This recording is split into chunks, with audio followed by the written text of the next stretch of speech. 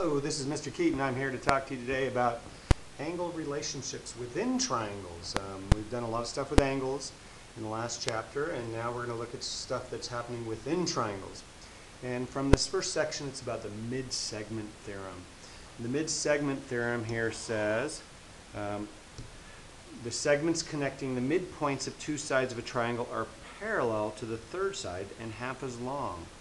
So the segment connecting the midpoint, let me go ahead and highlight that for you there.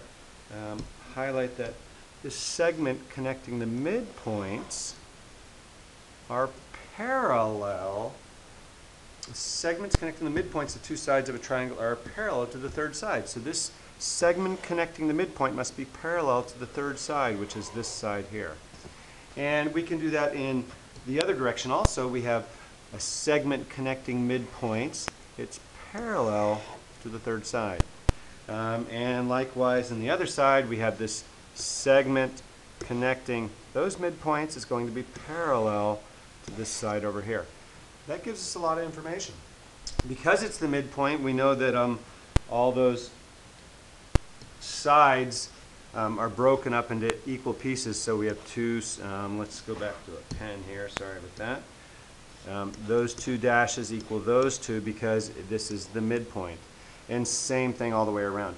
And they said that the segment connecting the midpoints is half as long. So since this is the midpoint of this side, this segment here must be equal to half that total length, which is equal to each of those pieces. And then we'll be able to say this segment here is equal to half of this side, which makes it equal to those two little pieces. And this one up here is going to be equal to half the other ones. So that's a big piece of information. So in this problem we can say MP is going to be parallel. MP is parallel to AC. MN is going to be parallel to BC. And NP will be parallel to AB. That's the mid-segment theorem. Let's see what we can do that. Let's see if we can apply that to a problem now. So in this problem, in the diagram of an A-frame house, DG and DH are mid-segments. DG and DH. So, highlighter, DG, that's this section right here, is a mid-segment. That tells me right off the bat that this section will be equal to that section because it's a mid-segment. This section will be equal to that section. So I can put one tick there and two ticks there. That's some great information. And DH is also a mid-segment. Let's see if we can find DH now.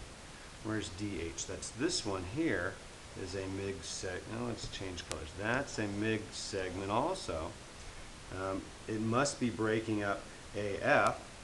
So this piece must be congruent to that piece.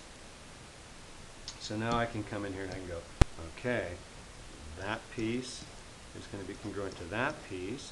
And because it's a mid-segment, it's going to give us this section up here is congruent also to those two pieces. So let's go ahead and see what they give us. ABF, find DG and BF. So they gave us AF is 12. This is 12 here. That makes this 6 and 6 because it's half. It's the midpoint, which makes this 6, which DG is what they asked us for. So we get DG is equal to 6.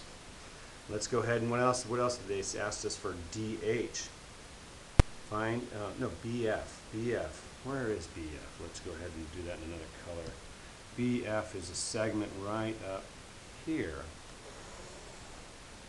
Oh, we said these two pieces here are congruent, and they're congruent to what piece? This piece, because it's a mid-segment. And we know this one here is 10. Therefore, we're going to have 10 plus 10 makes BF 20.